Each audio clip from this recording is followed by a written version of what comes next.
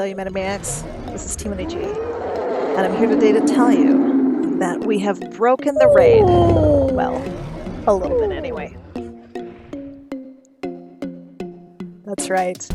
7 beastly raiders have taken down the raid all by themselves, and I'm here today to show you just how they did it.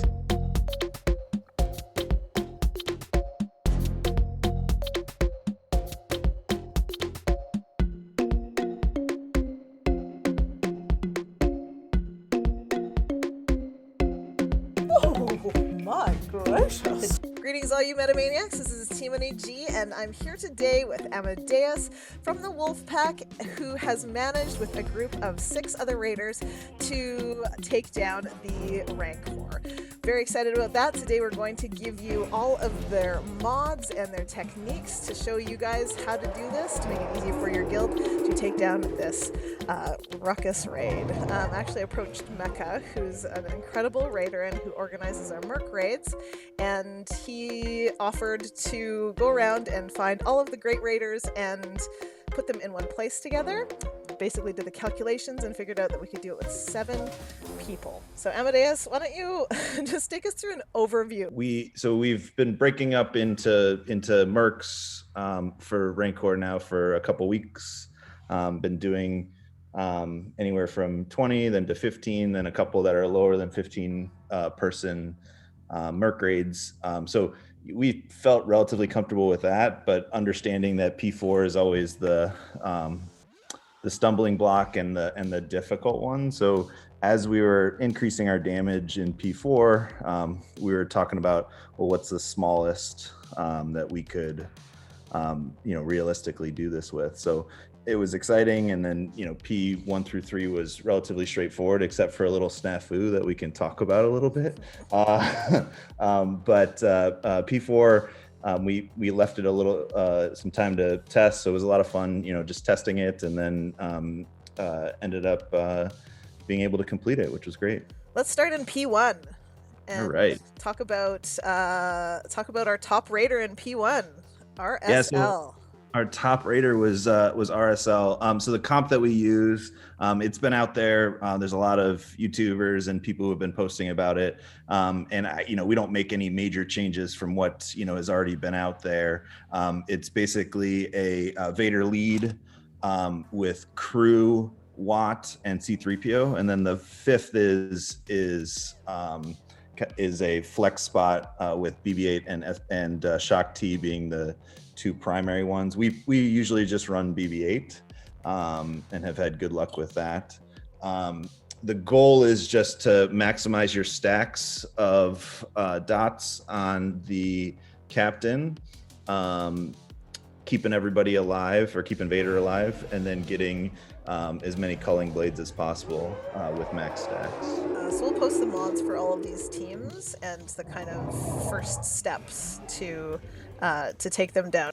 Yeah, so I think one of the things that I was doing wrong for a long time was putting the tank tech on crew. So the goal with the modding is actually to make crew invincible without needing the tank tech. Put your tank tech on C3PO so that whenever he uses his special, he can call Watt to assist, and you'll get extra dots. And that kind of takes you from the 30 to 40 dot range throughout the fight to the high 50s to 60 dot range, and that markedly increases your damage from 15% to 25 to 30%. That's great. So P1's that's a nice little checkbox. Lots of guilds can manage that with 3, 4, 5 people. Let's talk about phase 2 and 3. Yeah, so for phase 2, everybody ran the SLK Daka Zombie team. So SLK, Daka Zombie, Thrawn, and Hux. We were going to run it until 3 people had good runs, and we were saying 25 to 30% would be enough. And then the last 4 would drop and would run a B team. So the best B team that we have is Troopers, actually. with it can be run. I think the best one is with Moff Gideon, but it can be run with Death Trooper instead of Moff Gideon for anywhere from 5 to 9%. So that was the B team for most people. I know Ewok Spy has a really good run with his troopers that I believe we have a video of. And then there were a couple other B teams. We did at least one shot clones. There's a lot of options with regard to the B teams here. The goal was to use a B team that wasn't going to get us anywhere if we had to do a lot of P4 Zerging. There was unfortunately a little snafu in P2, and I think this is like one of the biggest issues in general with this raid is that we had an early post of SLK while we were still trying to figure out, who was going to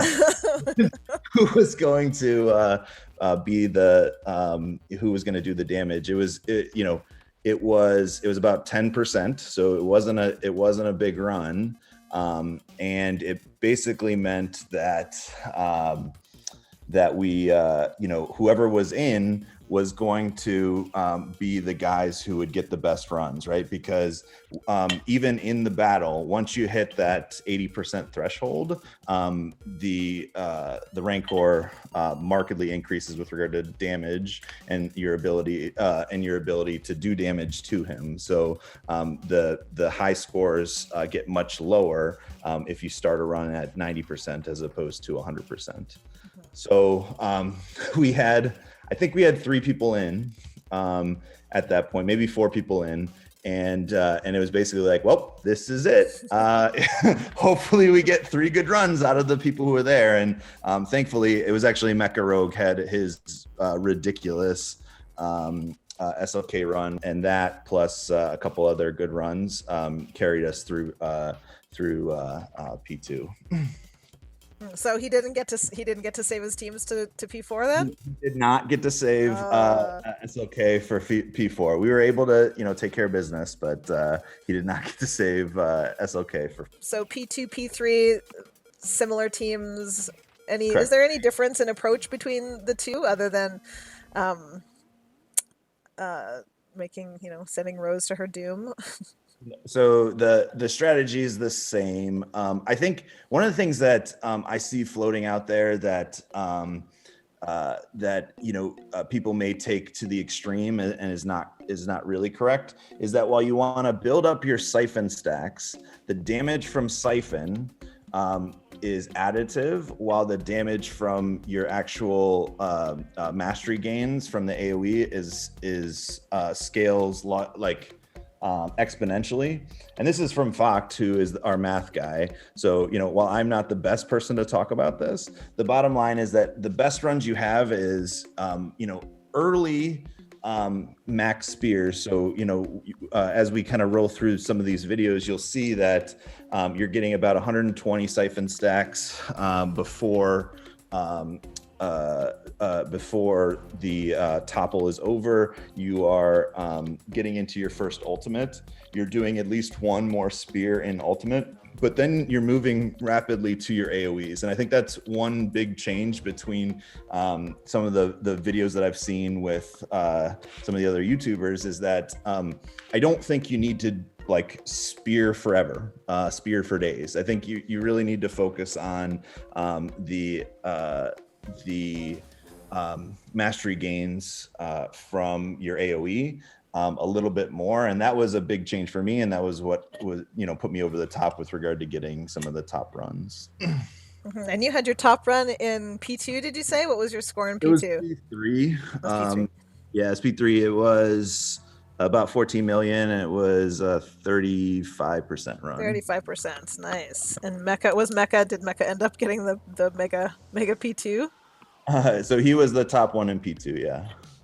Let's go into P4. So our team of choice for P1, we're doing Vader, we're doing SLKR for P1, for P2 and P3. We had experimented with both Jedi Knight Luke leads, JML lead, Jedi Knight Luke with JML, JKR with Jedi Knight Luke and JML. But ultimately, all of those were not as strong as the teams with Rey as being the primary GL, just because of her ability to sustain the team with her added protection as well as her ultimate. So then the question is, which lead do you use? We have tried a little bit with Jedi Knight Luke, but with the benefit of Savior under, with Savior under Jedi Knight Revan, and Savior also for himself, which was super beneficial from the way that I specifically ran it. That's kind of the direction that we went. And I think the other big question is, what's your damage dealer? So we experimented initially with gas, and we were capping out at 7-8%.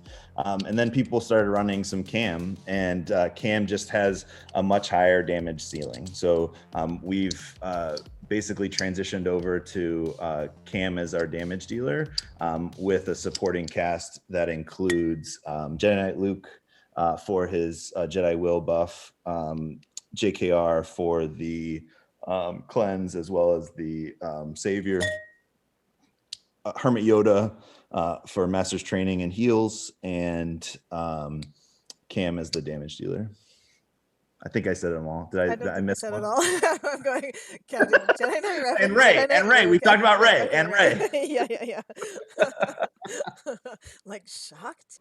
The way that I think about the team in general is twofold. One, you want to maximize the amount of time that Cam is able to counter. So you do that with getting Jedi Will up, and you do that by minimizing the dazes.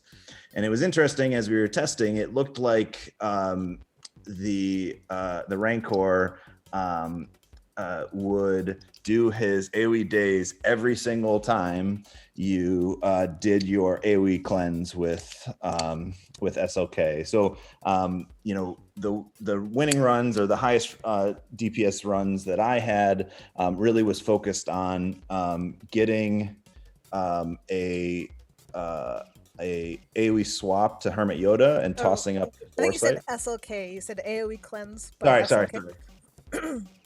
So the AoE, once the AoE cleanse by JKR was performed with his swap move, the next Rancor move would be the AoE daze, almost like every time. So what I was doing to kind of counteract that was to swap to Hermit Yoda, get the Foresight up. Foresight would block the daze, and then you could proceed with the rest of the run without worrying about daze the rest of the way. Very cool. Yeah, so the top runs were actually above 13% for the P4 runs, and the crazy thing is that as we were testing, there was a couple other guys who were just running some backup runs that didn't drop damage, and one of them, Vice Torn, really focused on some defense modding and a little bit different turn order, and he got 13% with an R5 cam. So I think there is room to move with regard to the upper limits of what cam can do, just above the 80% threshold. We released the next damage. Ewok Spy released, I think, maybe right under 12%, and then he did the same. He did his final Zerg battles, and at that point we had gotten to the extra 16% that we needed, so we all released and hit it with a couple more Zerg teams at the end, and we have some of those screenshots, and we can post a couple of those values here, but it worked beautifully, and we were able to clear it at that point. Thank you, Amadeus.